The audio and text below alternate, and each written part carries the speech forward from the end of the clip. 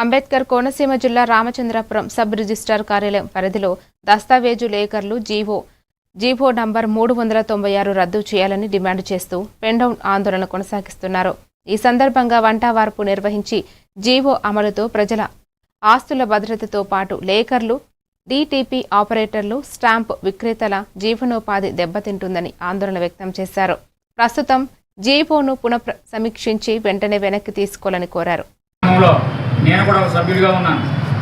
మరి రాష్ట్ర ప్రభుత్వం వారు ఈ 2026 సంవత్సరం మరి యొక్క జూలై నెలలో చేపట్టి అయితే ఇక లేఖర్లు ఇక రాష్ట్ర వ్యాప్తంగా ఎంతమంది ఉన్నారని ప్రభుత్వం దగ్గర పూర్తి లెక్కలు కూడా ఉన్నాయి.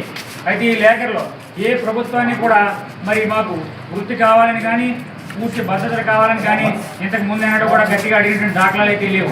ఈ యొక్క కొత్త సిస్టమ్ పెట్టినప్పటి నుంచి అంతర్గతంగా ఆర్ఎస్కేలు నడుపుతున్నారంటే విధానం కూడా ప్రభుత్వం గుర్తించాలని కూడా ఈ యొక్క సదస్సు ద్వారా ఈ యొక్క వంటవార్పు కార్యక్రమం ద్వారా ఇక రామచంద్రపురం దస్తావేజు లేఖర్ల ఐక్యత నుంచి మేము విన్నవించుకుంటూ ఉన్నాం.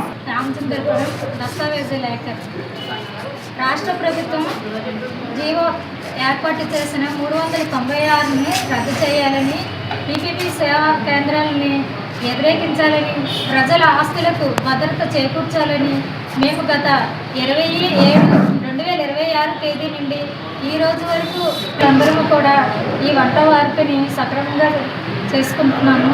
ఇంకా ఈ నిర్వధిక పెండౌన్ అనేది కొనసాగిస్తూనే ఉంటాము. 31/7/2026 కొనసాగిస్తాము.